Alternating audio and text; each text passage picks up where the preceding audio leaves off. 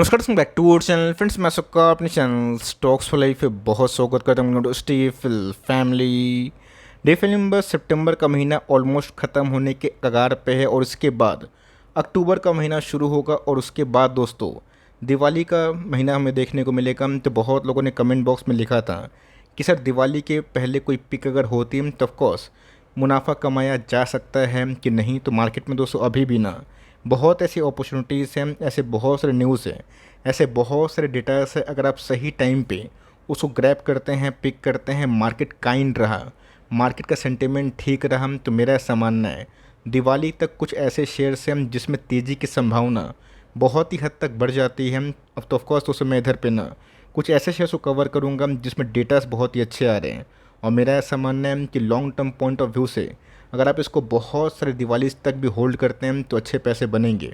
और short term में भी गाइस अगर आप चाहें तो इस कंपनी को ट्रैक एंड वॉच कर सकते हैं। तो फटाफट डिस्कस करूंगा, बहुत इंटरेस्टिंग वीडियो होगी। चैनल फर्स्ट टाइम होंगे सब्सक्राइब कर सकते हैं इस तरह क्वालिटी कंटेंट को सबसे पहले एक्सेस करने के लिए। Now without delaying any for time, let's begin. इस बात में कोई भी दो राय नहीं है कि हमारा भारतीय बाज़ार बहुत स्ट्रॉन्ग हो चुका है। आप सबको अच्छे से पता है कि मार्केट में गोइंग फॉरवर्ड ऐसे बहुत सारे न्यूज़ आएंगे जहाँ पे आपको समझ में आएगा कि इंडिया की ग्रोथ स्टोरी में और भी अच्छे खासे न्यूज़ डेवलपमेंट आ सकती है। पर उससे पहले दोस्तों मार्केट काइंड भी है, फेवरेबल भी है और मार्केट बहुत ही मैच्योर्ड हो चुका है।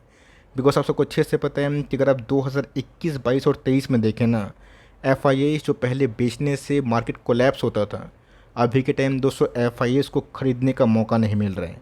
बेच तो वो देंगे बट बाज़ार को गिरा नहीं पाएंगे। देर या फिर सवेर उनकी एंट्री होगी तो काफ़ी लेट से हो सकते, वो कब आएंगे नहीं आएंगे ये तो उनके पैसे हैं, वो जाने। बट ऑनगोइंग कंडीशन में दोस्तों अभी के टाइम ना बाज़ार में इतनी बड़ी सेल ऑफ होने के बावजूद भी बाय द एफ हमारे डोमेस्टिक बाज़ार में अच्छे खासे इन्फ्लोस होने की वजह से ना Nifty, Sensex, bank Nifty, Nifty mid cap, small cap सब टाइम फ्रेम में अच्छे पैसे बनाए ज़रूर हैं। लोगों का दोस्तों हैबिट होता है कि सिर्फ एफ को देख के काम करेंगे, लेकिन दोस्तों आउट ऑफ सिलेबस इंडिया का ग्रोथ स्टोरी हमें देखने को मिल रहा है। आप सबको अच्छे से पता है कि मैंने बहुत बार इंडियन ग्रोथ स्टोरी को लेकर बहुत बार कमेंट्री दी और बीच में जब क्राइसिस भरा माहौल था आप सबको अच्छे से बताया था कि अगर मार्केट में अच्छे पैसे बनाना है डीएस को फोकस करें, बिकॉज ये वैल्यू बायर होते हैं और मार्केट को टाइमिंग नहीं करते हैं, एसआईपी करते हैं। अब एफ इतना बेचने के बावजूद भी बाज़ार को हिला नहीं पाए, इसका मेन जो क्रेडिट है ना वो भारतीय रिटेल जो सेगमेंट से छोटे निवेशक आते हैं जिनकी पूंजी बहुत बड़ी तो नहीं होती है बट सपने बहुत बड़े होते हैं। अभी के टाइम दोस्तों जो मल्टीपल डीमेट अकाउंट की न्यूज़ हमें देखने को मिल रही है, आप सबको अच्छे से पता है कि अगर इसको प्ले करना है और लॉन्ग टर्म तो होल्ड करना है तो मार्केट में पैसे बनने की संभावना बहुत ही हद तक हाई हो जाती है। गैस मैं कुछ आर्टिकल्स पढ़ रहा था तो वहाँ पे गैस मोतीलाल ओसवाल की कुछ कवरेज थी। तो ऑफकोर्स मैंने क्या बताया कि टारगेट्स को मैं डिस्कस नहीं करता बिकॉज कभी वो हिट होता है कभी नहीं होता है, लेकिन जो न्यूज़ होता है मैं उसको डिस्कस करने की कोशिश ज़रूर करता हूँ। आपको अच्छे से पता है कि जून, जुलाई, अगस्त, अभी तो क्या सितंबर का महीना ख़त्म होगा तो डेटा डीमेट अकाउंट के आ जाएंगे, लेकिन उससे पहले आप सबको अच्छे से पता है कि कुछ डेटास हमें देखने को मिले थे। इसके पहले 12 करोड़ से नीचे डीमेट अकाउंट थे, लेकिन दोस्तों अगस्त के महीने में ना ये 12 करोड़ 70 लाख के आसपास है और इसमें दोस्तों 26% के आसपास ग्रोथ देखने को मिल रही है। सिंपल सी बात है कि देश की तरक्की होगी, लोगों के पास वो साधन होगा, लोगों के पास जागरूकता होगी और लोगों के पास न्यूज़ इन्फोस ठीक आएंगे। तो पहले पैनिक होकर लोग बेच देते थे। 2008 में हुआ, 14-15 में हुआ, 17 में हुआ, ऑफकोर्स 20 में भी हुआ। 2 साल में, 3 साल में बड़ी गिरावट आती है और फिर से मार्केट बाउंस बैक करता है। लेकिन इस बार ना बाज़ार में गए जो लोग एस्टिमेट किए थे कि एफ के बेचने से पब्लिक डर के मारे भाग जाएगी, उनका उल्टा होता हुआ देखने को मिला। पिछले कुछ समय से गए जो नंबर्स और डीमेट्स अकाउंट्स हैं वो बहुत ही ह्यूजली बढ़ते हुए देखने को मिल रहे। प्लेयर्स की बात की जाए, कुछ ऑथेंटिक ब्रोकर्स हैं, कुछ डिस्काउंट ब्रोकर्स हैं, कुछ फुल टाइम ब्रोकर्स हैं, कुछ डिपॉजिटरी है जिसको आप सही टाइम में प्ले करते हैं तो पैसे बनने की संभावना बहुत ही हद तक हाई होती है। 12 करोड़ 70 लाख का जो डीमेट अकाउंट है, मेरा ऐसा मानना है गोइंग फॉरवर्ड आने वाले 5 ईयर्स में, 10 ईयर्स में इसकी संख्या बढ़ेगी और जिस हिसाब से कैसे एफ ट्रेड बढ़ रहे हैं। और ऑफकोर्स बहुत सारे ऐसे मार्केट्स में जो निवेशक है सीधा डायरेक्ट इक्विटी में इन्वेस्ट कर रहे हैं तो वहाँ पे कैसे एसआईपी इन्फ्लोज भी बहुत ही हद तक बढ़ चढ़ के आ रहा है और नंबर्स ऑफ डीमेट्स अकाउंट्स भी काफ़ी हद तक खुल रहे हैं। यहाँ कैसे आप सबको अच्छे से पता है कि कुछ डेटास जो मैं आपको दिखाता हूँ इसका मतलब ये नहीं है कि फटाफट भागना शुरू कर देगा। जुलाई के महीने में कैसे ये आंकड़े 30 लाख के आसपास थे, अभी के टाइम 231 लाख, मतलब मंथ ऑन मंथ भी 4% के आसपास ग्रोथ है, ईयर टू ईयर ग्रोथ है। और इसमें गाइस थैंक्स टू कुछ एक्सचेंजेस, कुछ डिपॉजिटरी जिनके बिजनेस काफ़ी हद तक बढ़ रहे हैं, एनएसटीएल और सीडीएसएल, ये 200 मेगा डिपॉजिटरी है। आपको अच्छे से पता है कि NSTL भले ही थोड़ा सा बड़ा दिखता हो, बट CDSL के बहुत सारे मैक्सिमम जो क्लाइंट्स हैं ना, वो कुछ ज़्यादा हमें देखने को मिलते हैं। तो एग्रीगेट दोस्तों अभी के टाइम ना कंपेयर किया जाए अगस्त 2023 में, ये आंकड़े बढ़ के 10 करोड़ 1 लाख देखने को मिल रहे हैं। यहाँ पे कुछ ऐसे आंकड़े हमें देखने को मिल रहे हैं जो काफ़ी सरप्राइजिंग है। NSTL की बात की जाए 3.3 करोड़ के आसपास इनकी डिपॉजिटरी हमें देखने को मिल रही है, और दूसरे साइड दोस्तों 9 करोड़ 35 लाख के आसपास CDSL का जो डीमेट अकाउंट की संख्या है ना, वो बढ़ते हुए देखने को मिल रही है। तो मोटा मोटी गैस NSTL और CDSL दो ही प्लेयर है, जिसमें CDSL दोस्तों NSTL से बहुत ही भारी मार्जिन से अभी के टाइम ट्रेड कर रहे हैं। तो सिंपल सी बात है, बिजनेस ग्रोथ दोस्तों CDSL ना पिछले कुछ समय से बहुत ही मेहनत वे से बढ़ाया है, और जिस हिसाब से इन्फ्लोज आ रहे हैं, मेरा ऐसा मानना है कि दिवाली के पहले भी इस company for long term investment point of view की बात की जाए या शॉर्ट टर्म की बात की जाए, माइनर स्टॉप लॉस से आप प्ले कर सकते हो। गैस मैंने क्या बताया कि कुछ ऐसे डिपॉजिटरीज है, एक्सचेंजेस है, या फिर कुछ ऐसे ब्रोकर्स हैं जो आपको बहुत ही अच्छा खासा फ़ायदा दे रहे हैं कि डीमेट अकाउंट खोलिए। नंबर्स ऑफ मल्टीपल अकाउंट्स खोलेंगे, लेकिन उनकी सर्विस बहुत ही हद तक किफ़ायती होती है।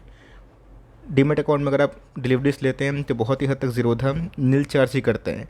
एंजल वन की बात की जाए, ये भी पिछले कुछ समय से अच्छा काम कर रहा है। ग्रो की बात की जाए, ICICI सिक्योरिटीज़ की बात की जाए, IIFL की बात की जाए, तो मल्टीपल दोस्तों अभी के टाइम ब्रोकर्स है, लेकिन यस उसमें ज़ीरोधा, एंजल वन और जो ग्रो है ना, ये पिछले कुछ समय से बहुत ही कमांडिंग पोजीशन पे है। ISL की बात की जाए, आप सबको अच्छे से पता है कि बीच में 1000 के नीचे गैस मैंने बहुत बार कवर की थी, लेकिन यस बीच में ब्रेकआउट भी हुआ था, थोड़ा बहुत ठंडा हो चुका है। लेकिन यस जुलाई के बाद अगस्त के महीने में जो आंकड़े देखने को मिल रहे हैं और जो रुझान है मार्केट मैच्योरिटी से बिहेव कर रहे हैं, ये देखना बहुत ही इंपॉर्टेंट। और मेरा ऐसा मानना है ऑल टाइम हाई से गैस कंपनी अभी भी डिस्काउंटेड प्राइस में अवेलेबल है। टाइम के लिए गैस अच्छा खासा दाव हो सकता है NSTL का IPO कब आएगा, नहीं आएगा, ये सेकेंडरी है, आता भी है। इसका मतलब ये नहीं है कि आपको CDSL को बेचने की आवश्यकता होगी। पिछले कुछ समय से गैस कंपनी महंगी तो हुई है, बट टॉप से गैस अभी भी कंपनी में कुछ ज़्यादा मुझे ग्रोथ दिखाई पड़ता है। सब कुछ ठीक रहा तो हो सकता है कि दिवाली के पहले जो प्रीवियस आई उसको ब्रीच करने की कोशिश करें, और ब्रीच करता है तो ऑफकोर्स नेक्स्ट टारगेट है कैसे 2000 के आसपास।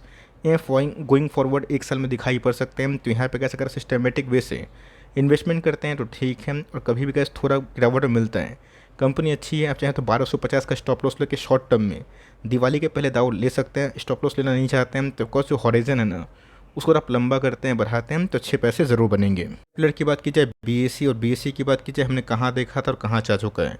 और इसके बाद तो सबको पता है कि BSE की बात की जाए, कुछ बाईबैक के न्यूज़ से जिसकी वजह से BSE ने पिछले कुछ समय से कुछ बड़ा ही पैसा बनाया है। ऐसा मानना दोस्तों इन सब का टाइम आने वाला है, नहीं आ चुका है। और ऑफकोर्स गोइंग फॉरवर्ड हम लोग देखेंगे कि बहुत सारी एक्सचेंजेस कंपनी जिनके मार्जिन्स काफ़ी अच्छे होते हैं, BSE की बात कीजिए, NSE की बात कीजिए, NSTL की बात की जाए, CDSL की बात की जाए, कुछ IPOs के माध्यम से, चाहे वो सिक्योरिटीज़ की बात कीजिए, एक्सचेंजेस की बात की जाए, डिपॉजिटरी की बात की जाए, सब लिस्ट होंगे। लेकिन यस पिछले कुछ समय से गैस कंपनी बहुत भागी है, तो यहाँ पे अवॉइड करने की सलाह दूंगा, लेकिन होल्ड किए हैं, कंटिन्यू करिए। रही बात CDSL दोस्तों, हमें अभी के टाइम ना MOS दे रहे हैं। यूजुअल गैस एंजल वन की बात की जाए, ये डिस्कस करना बहुत ही इंपॉर्टेंट है, बिकॉज एंजल वन में गए जो FIS की एक्टिविटी थी DIS की, मैंने बहुत ही प्राय लोगों को बताया था, और बहुत लोगों ने सही टाइम पे एंट्री भी किया, और बहुत लोग तो 1000-1100 के आसपास बल्क करके भी बैठे हुए हैं। इस गैस मैंने नोटिस करी है कि लाइफ टाइम हाई के पास भी ये कंपनी गिर नहीं रही है। मतलब कंपनी इस लेवल पे कॉन्स्टिट्यूट करने का मतलब कि हायर टाइम फ्रेम में ना, अगर सब कुछ ठीक रहा तो कंपनी बाउंस बैक कर सकती है 100-150 प्लस और माइनस, वो तो गैस सेंटीमेंट के ऊपर निर्भर करता है। बट कंपनी गैस पिछले कुछ समय से अच्छा बिजनेस कर रही है, और मेरे हिसाब से गैस कंपनी अभी भी हमें अंडर वैल्यूड कैटेगरी में दिखाई पड़ती है, बिकॉज जिस हिसाब से गैस कंपनी के प्राइस टू अर्निंग है बहुत ही कम, 15-16 के आसपास, मुझे गैस कंपनी बहुत ही अंडर वैल्यूड दिखाई पड़ती है। तो मुझसे पूछते हैं कि sir share securities of India के बारे में आपका क्या विचार है। तो कंपनी अच्छा काम कर रही है, और पिछले कुछ समय से गैस कंपनी प्रॉफिटेबल भी है, कंपनी के प्रॉफिट्स भी कुछ अच्छे हमें देखने को मिल रहे हैं। कंपनी भागी थी, और उसके बाद 2 साल से वही कॉन्सोलेशन फेस हमें देखने को मिल रहा है। अगर आप देखें 1.5-2 सालों से गैस कंपनी उधर पे ही है, बट कंपनी अच्छी है। तो आपका दोस्तों विचार, जो भी कंपनी अच्छी लगते हैं ना वो कर सकते हैं। आप सोचेंगे कि सब कंपनी में मैं निवेश कर दूं, वो पॉसिबल नहीं है। बेस्ट पिक की बात की जाए, मुझे क्या CDSL, एंजल वन ये कुछ ज़्यादा अच्छी लगती है। रेस्ट का सबकी मर्ज़ी की बात है, और मेरा ऐसा मानना है कि अगर आप शॉर्ट टर्म से ज़्यादा अच्छा लॉन्ग टर्म पे फोकस करते हैं तो अच्छी बात है। और जिस हिसाब से कैसे डेटाज आ रहे हैं ना, कंपनी कुछ अच्छा बिहेव करना चाहिए, ऐसा मेरा मानना है। रेस्ट उसमें मार्केट की मर्ज़ी की बात है, सेंटीमेंट पे भी कुछ चीज़ निर्भर होती है। तो ऑफकोर्स आपका क्या व्यू है कमेंट बॉक्स में ज़रूर बता सकते हैं। और वीडियो अच्छी लगी तो प्लीज़ लाइक करिएगा, और चैनल फर्स्ट टाइम होंगे सब्सक्राइब करके बेल आइकन को प्रेस करना भी ना भूलिएगा। तो गैस मिलते हैं जल्दी ही, तब तक के लिए bye. Thanks for listening friends, God bless you all.